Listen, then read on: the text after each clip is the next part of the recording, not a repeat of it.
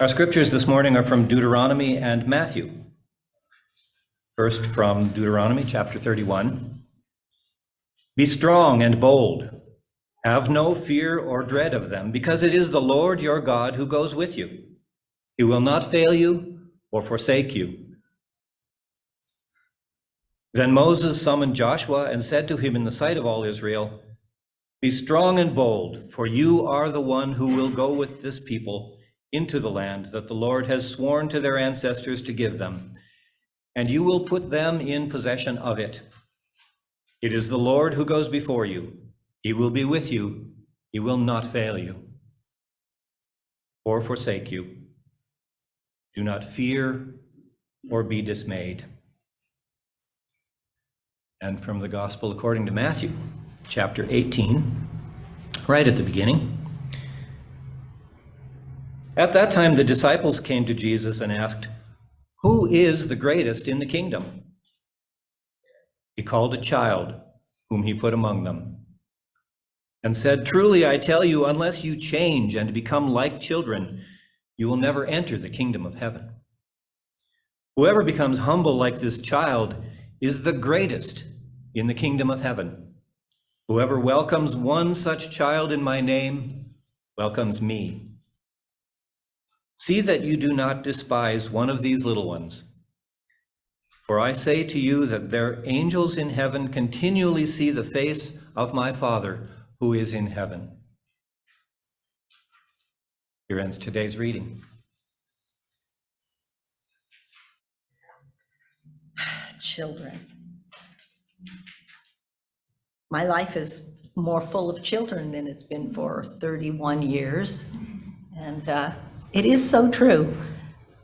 This despise children, no, this feeling of how amazing and wonderful children are, and at the same time go home and go, whew, I need some quiet. I need to talk to an adult. You know, there's all wonderful times of life, but the childlike is so important in our lives, to access that thing you see in a child, that curiosity and just engagement with everything around them. So today is Faith Formation Sunday. We don't look like we have too big of a crowd, but maybe we'll grow this year. Our church is made up of various seasons.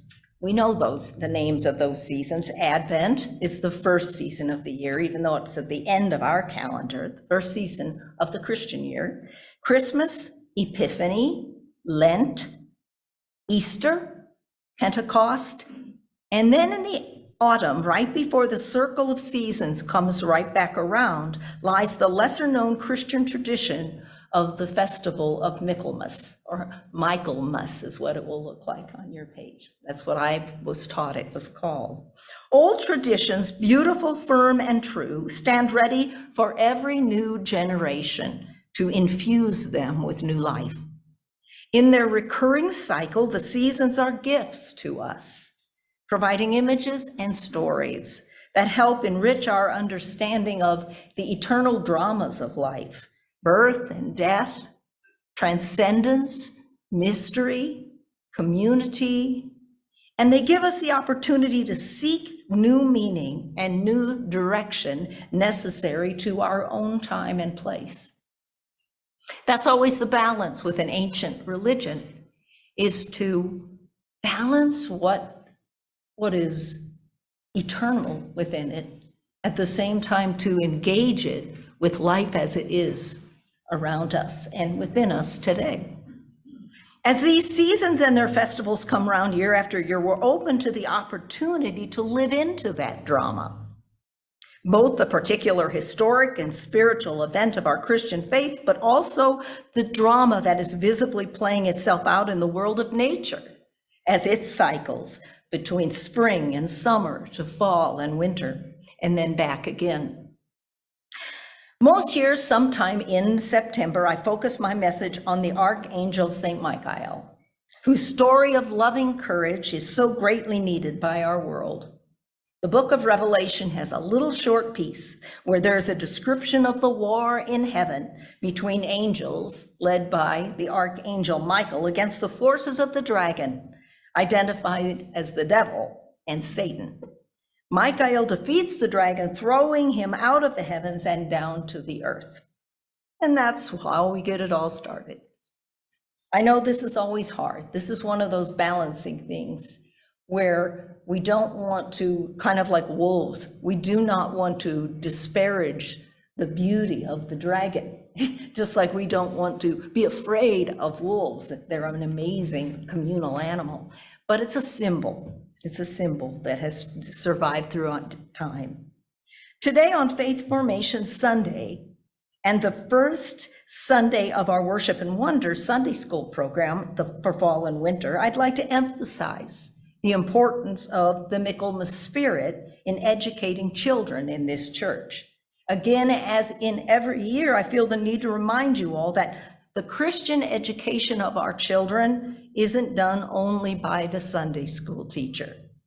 We are all their teachers. Really take that seriously. We all have influence in these children's lives and how they will later see the world. It's powerful. I know that from watching my own children grow up and talking to other children.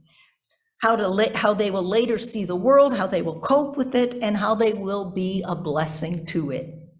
We all benefit from recognizing this angel's courage and our own as we face the demands of our violent and anxiety-provoking world. Well, the story of St. Michael's courage came alive for me many years ago, and I don't know how to do this without telling that story over and over again. Can you hear me, Louise? You having a hard time? I forgot my hearing aids. Oh, okay. Do we have a hearing? No. Okay. Okay, I'll talk a little bit louder and slower. Okay, each year as the days begin to shorten and life sinks back into its roots under the soil, the Shining Mountain Waldorf School held its annual fall assembly. The assembly or fall festival guided the children to recognize and call upon the presence of courage in their lives. That is the purpose of Michael, the courage that comes from our faith. As the trees turned brilliant colors and the leaves fell on a late September morning, the entire teaching and student body, joined by the parents, went out to the field behind the school, with the flat irons providing a magnificent backdrop. You kind of got the stage ready to go right there. The older youth enacted the drama of the taming of the dragon. A colorful dragon suit retrieved from the shed each year was filled with 20 seventh graders who provided the dragon's many legs, on which he wound across the field. 2 lucky students got to be in the huge dragon head and work the mechanism that sent the smoke out of the giant nostrils. That's one festival I never missed, even when my kids graduated from school. Other students were guards who carried colorful flags and spread out in formation. The trumpeter blasted his announcement. Michael came over the hill on his white horse, and he ceremoniously touched the dragon's head with his sword of light, and the dragon bowed low to the ground, shedding his ferociousness for peacefulness. In this rendition of the story, the dragon was not slain, but tamed. Then, to the sound of beating drums, St. Michael led the dragon away. Well, the children knew the story well, and also the similar story of King George, which all of us know, the human being who lived in the 3rd century and was martyred for his Christian faith. He's the one in legend as the king who saved the mythical princess from being sacrificed to the dragon. The princesses were sacrificed, and that was what their belief was. King George in legend is a figure of a human being who's inspired by the great courage of the spirit of St. Michael. Well, as part of the festival, the children also sang songs which are just indelibly imprinted in my brain, such as "When I conquer within me faith and doubt, Michael in heaven casts the dragon out." And there was always a collection of food for those in need in the community. Teachers told stories of the courage shown by good people throughout history. From a young age, through the power of story, the children began to understand that it is the task of each of us to find the tools to build the virtues of courage and of freedom, creativity, and compassion if we're to be able to face the challenges that life puts before us and to live in community with others. Even though this isn't, in the young years, this isn't hammered in, it is evoked in the story itself. It seems to me that as people of faith, we need to hear that voice of Michael each fall, more than ever.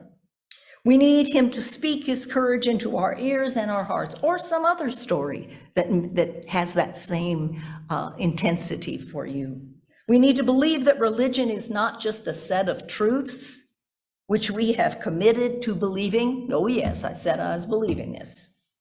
And which somehow give us a ticket to life in the hereafter, but rather that the grace of God and God's angels can bring mysterious but undeniable sparks of courage into our lives, a spark that can ignite our souls and our spirits.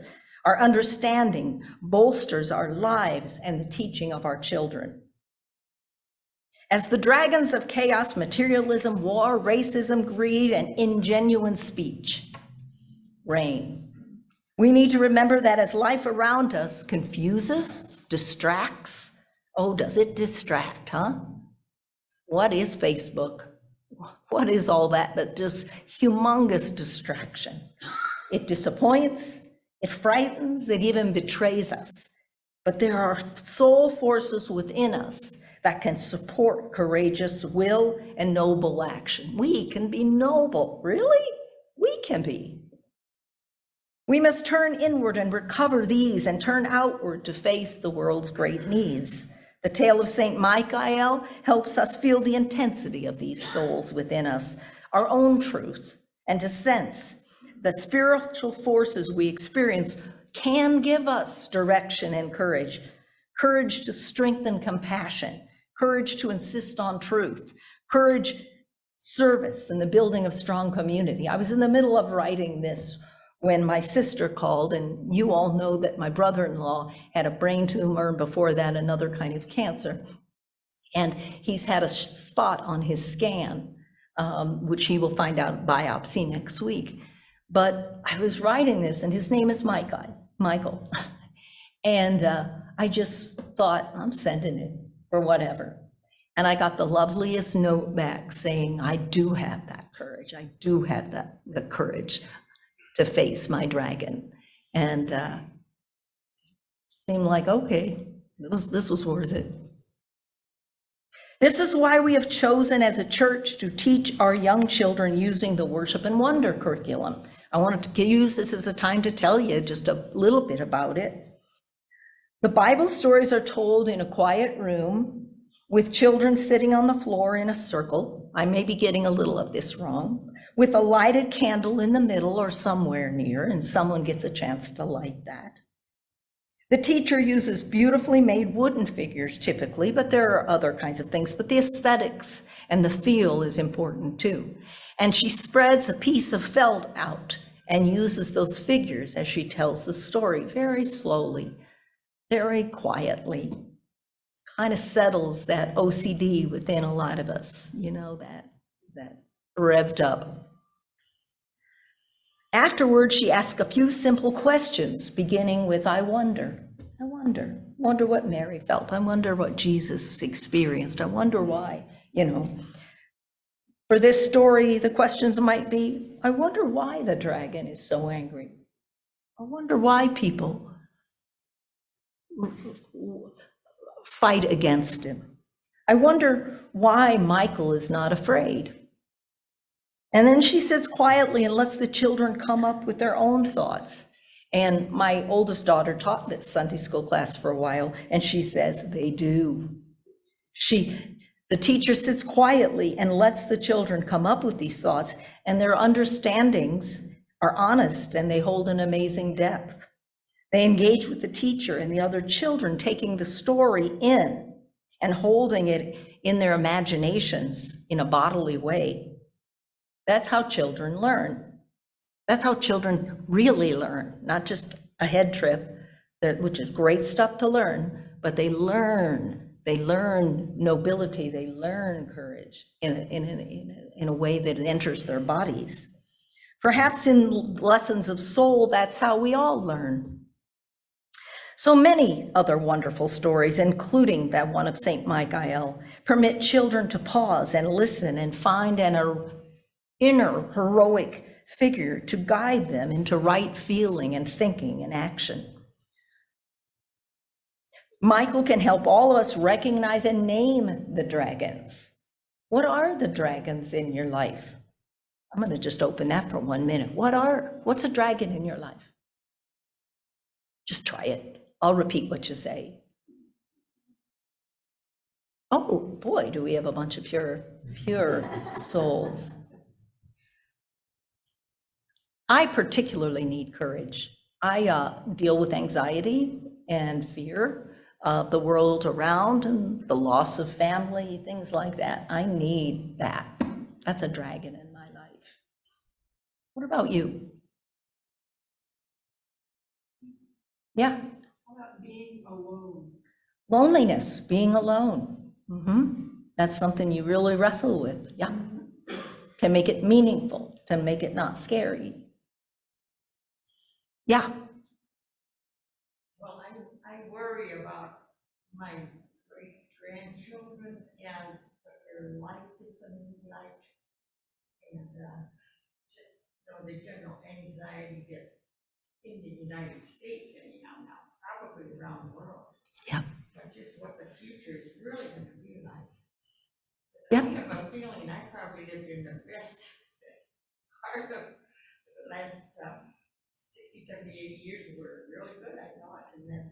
So I'm going to repeat just a little worry about your grandchildren and what the world will be like for them and all the things that you've experienced and you fear for the future and wondering if your time in life was about as good as it gets. Yeah. Anybody else? Great-grandchildren. And great-grandchildren. That's what she was, yeah, yeah. What? Physical pain, that's a good one. I try not to think about it till it's upon me. Anybody else? And then I'll move on. Yeah, Lila. Insomnia. I think a lot of us are there at 3 o'clock or in the morning or 2 or 1. I think of all of you at 3 o'clock in the morning, folks. So, yeah, Jason. Depression. Yeah, absolutely. Business. Oh, busyness. You tell me more, Elena, and I'll repeat you. Just so much that has to. Okay. So your dragon is just, you take on so much and there's so much responsibility just in life itself. All the different aspects of your life. Yep. Yep. Apathy. I, for one, can find it really hard sometimes to push myself to do the things I know I should be doing, but I just can't. Yeah. I'd like to say you'd outgrow that, but I feel that way sometimes too. Okay. So, where was I? Name the dragons. Perhaps our own fears, our own paranoias, jealousies, obsessions, maybe our dragons. We must face them and tame them, invite them, and work them into our lives in ways that work better. One of my college philosophy texts from a few years back was titled, aren't you gonna laugh? Was titled The Courage to Create. It was written by a teacher, writer, and psychiatrist named Rollo May. It made a big impression on me as a college student, expanding my thought, and it helped me dig deeper into the nature of courage. In the following quotations, Rollo May describes what he feels courage is and what it isn't. Just real briefly, he says, to live with sensitivity in this age of limbo, and that was 1975 when this was published. indeed requires courage. Courage is the foundation that underlies and gives reality to all virtues and personal values. Courage isn't the opposite of despair, but it's the capacity to move ahead in spite of despair. A chief characteristic of courage is that it requires a centeredness within our being, without which we would feel ourselves to be a vacuum, to be empty. Courage holds within itself a paradox or contradiction. We must be fully committed, but we must also be aware at the same time that we might possibly be wrong. I love that one. The courage of commitment is healthiest when it is not without doubt, but in spite of doubt. Every age is an age of limbo for a developing child and a growing youth. Learning occurs at such a rapid pace. The young mind and heart, so new to life, is looking at every moment to understand what this world around him is all about. What matters? What moves his heart and his desire? What's worth surrendering to? What is beautiful? What is good? What is true? What if in this season of the Archangel Michael, we could believe that in coming into worship on a Sunday morning like this, we might access something of this spirit of courage and love that Christ himself brought into the community of his own time. Buoyed up by our faith, we might leave with a renewed capacity to throw down the dragons of fear that caused this paranoia. Self-righteousness, perhaps, that lead to human divisiveness. The dragon of blame toward others that blocks creative solutions to our many shared problems. The dragon of distrust of others who look differently or think differently that leads to racism, to anger, ultimately to violence. So in closing, I want to tell this story that I told once before. I know it, but I like it. And I think it illustrates something I want you to know. I'll get there. In one memorable Michaelmas festival, as the school crowd stood watching the flag-bearing guards, the trumpeter, Michael on his white horse, and the dragon winding with his billowing smoke, I suddenly noticed that more and more people were looking up at the sky. Children were poking each other and pointing up. When I looked up at the otherwise blue sky, there was a distinct cloud formation in the shape of a dragon. Now, even if we all had to use our imaginations a bit to see it, it struck me, this is what I want to say, that it was not so important that there was literally a dragon form in the clouds, but that a grassy hill of children and adults shared a moment in which together they sensed a connection between their little life and their little ritual and the actions of the heavens, between a human yearning for courage and heaven's response. It was a moment of shared awe. This awe is the impetus at the heart of religion. Now remember, I'm doing this sermon on courage, so I can't go off on awe, but awe is what really moves us and moves religion. Diana Butler Bass says that awe and action are linked, that awe is the gateway to compassion. It is so important for children, youth, and even adults to be led into experiences in which we sense the awe of sacred things. And the end of that sentence for me is, everything is sacred. We sense the awe of sacred things, and everything is sacred. In faith formation, it is more significant than vigilant instruction about what we should believe, and it is more lasting. So in this season of St. Michael, don't you love it when my voice changes and you know it's almost ready to end? In this season of St. Michael, that each of us, I pray, that each of us might feel our own connection to the holy and gain the courage for living that it can bring. Amen.